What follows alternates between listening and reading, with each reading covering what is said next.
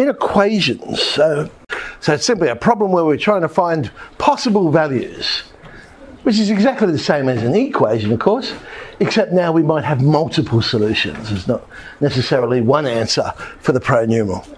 So we solve them exactly the same way. We want to try and make the pronumeral the subject of the inequation. Now, when you are dealing with inequalities, we have to be careful about the inequality sign. If you multiply or divide by a negative number, then you'll change the inequality sign. So the way I remember that one is if you change the sign, you change the sign. Okay, so if you change the sign of the pronumerals, you also change the inequality sign as well. So if you change the sign, you change the sign. There is another situation, which is a little bit rarer. Well, that's if you take the reciprocal of both sides. Okay? For instance, 3 is greater than 2. Okay? But if you turn both sides upside down, it's not true to say a third is greater than a half. A third is actually less than a half. So if you take the reciprocal, then you've got to change the inequality sign as well. So let's start off, I guess, with a very basic one there. 6x less than 36, using it just as an example there. So divide both sides by 6, exactly as we would do with an equation. So we get x is less than 6. One of the differences with an equation is we often plot our solutions on a number line. So we would circle the 6, because it's indicating that the boundary is not included, and the arrow would go to the left. So we want all the numbers to the left of 6. The other difference with inequations, whereas an equation just has 2 sides, it's quite possible an inequation could have 3 sides. In this case, whereas an equation you might solve by saying, whatever I do to one side, I do to the other. Well, with this one, I'm saying, whatever I do to one thing, I do to everything. So 6 minus 4x, I will move the 6, so I'm taking the 6 away from everything. So we get negative 4 is less than or equal to minus 4x is less than or equal to 8. Now I'm going to divide by the negative 4, but I'm divided by a negative, so if I change the sign, I change the sign. So it becomes 1, sorry, that's horrible. Oh, there, that's better.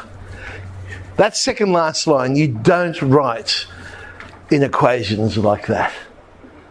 It's just horrible. No, you put the numbers in the correct order as they would appear on the number line. So it's minus 2 is less than or equal to x is less than or equal to 1. In other words, x is in between them.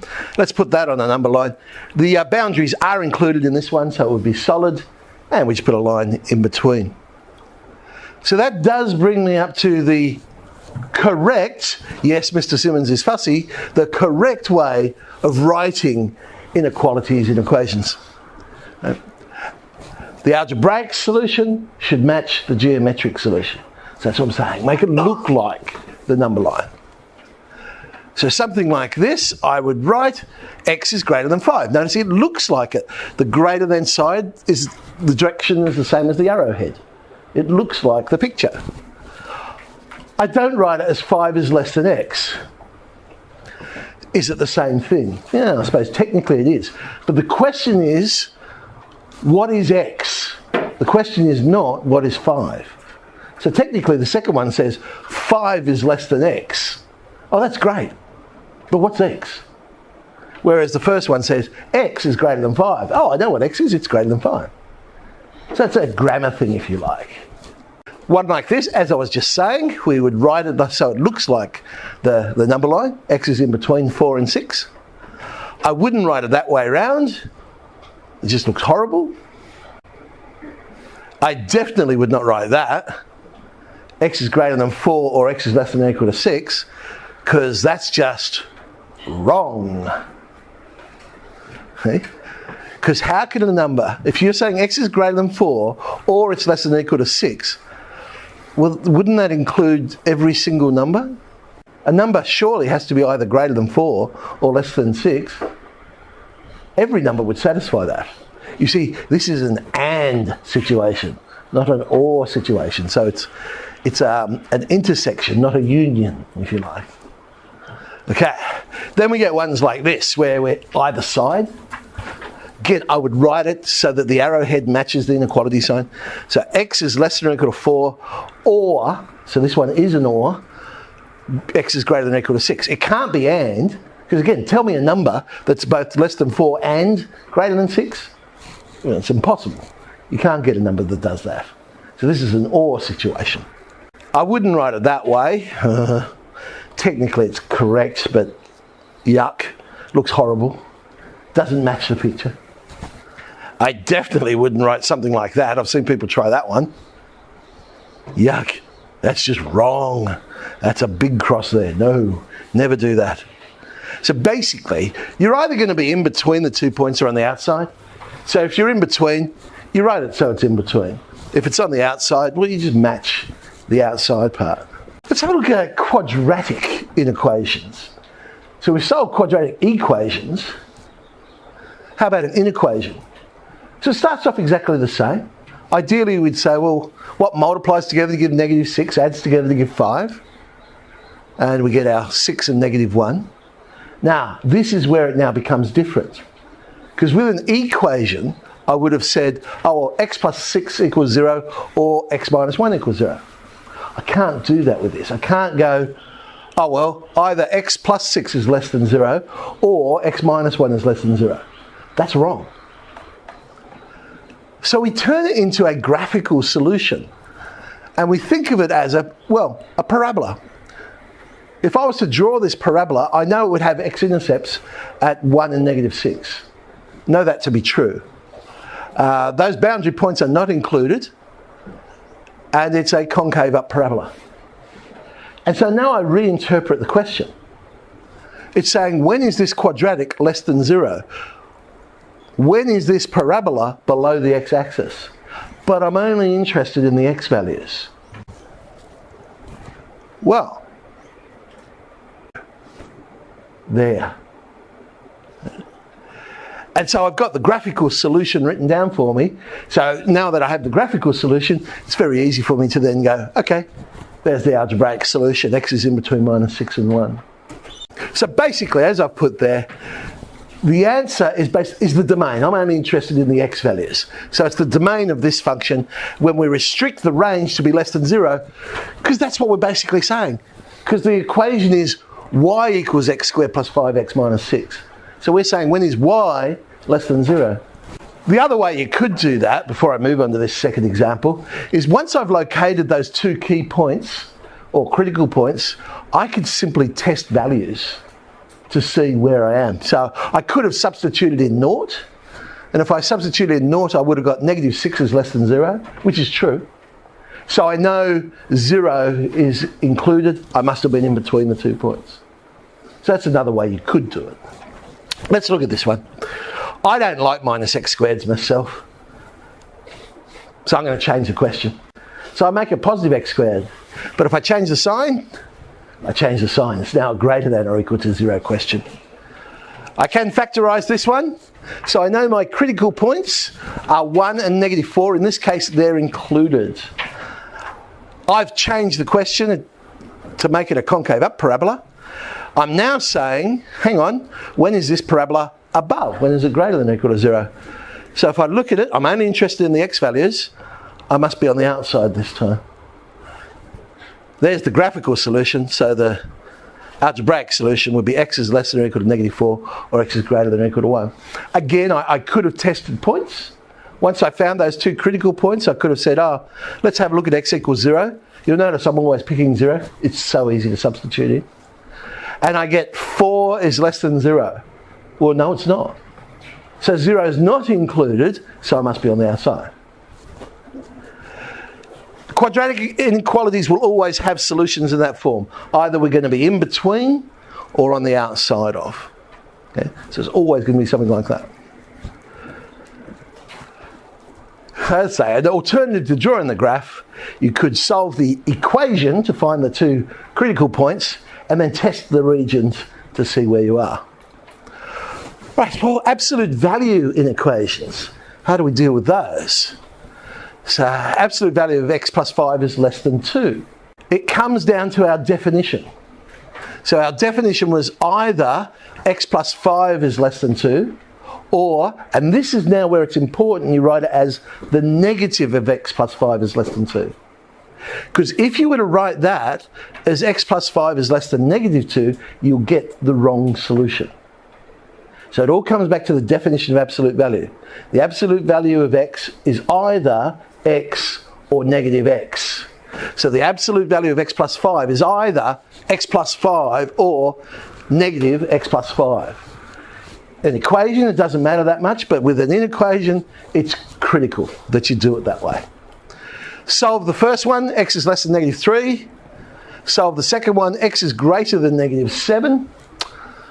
Let's plot them to see what our overall solution is going to be. So I've got something that's less than negative 3, or greater. Well, I must be in between the 2 points. You see how they cross over in between? So my solution is x is in between minus 7 and minus 3. Let's try this one, same idea. Either 3x plus 2 is greater than or equal to 1, or the negative of 3x plus 2 is greater than 1. First one gives me x is greater than or equal to minus a third. Second one, x is less than or equal to negative 1. Let's plot, see what happens. That one's going to the right. There is no crossover, so it must be the other possibility, where we're on the outside. Just like a quadratic, you're either going to get in between the 2 points or on the outside of the 2 points. In fact, you could turn it into a quadratic if you wanted to. So let's go back to x plus 5 is less than 2. If I square both sides, right, squares are always positive, just like the absolute value is always positive. So I could say x plus 5 squared is less than 4. And if I go and solve that quadratic inequation, I'll end up with x plus 7, x plus 3 is less than 0. And yes, indeed, we get the same solution as we just did.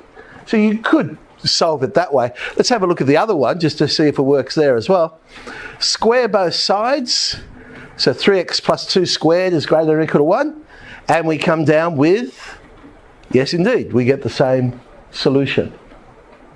So an alternative way of solving absolute value ones. That works fine when it's just a number on the right-hand side. When there's algebra on the other side, yeah, a little bit trickier. Okay? But when there's just a number on the right-hand side, that method will work fine. Another type of inequation we like to look at is when the pronumeral is in the bottom of the fraction. Start off with a very simple one. Temptation is just to multiply everything by x. Again, you can't do it. You can't do it because you don't know whether x is positive or negative. Now, if x turns out to be a negative number, well, when I multiply by a negative, if I change the sign, I change the sign. So I would change the inequality sign. But if it's positive, I don't change the inequality sign. I don't know what x is, so I don't know whether I'm going to change the sign. So I don't. What I do is I find two key critical points. I'll find when the denominator is equal to 0, because that's got problems with the domain. So I know x can't equal 0. That's one of my key points. I'll solve it like an equation, and then I don't have a problem. So 1 over x equals 3 gets me x is a third.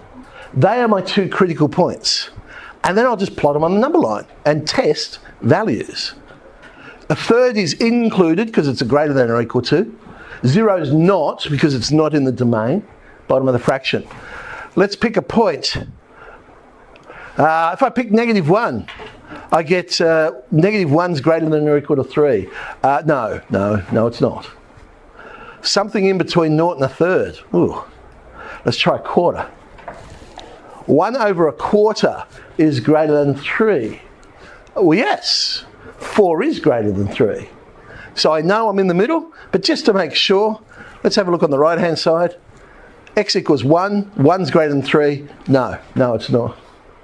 So we have ended up with the solution, x is in between 0 and a third, including the third, but not the 0. So all I'm looking for is my critical points.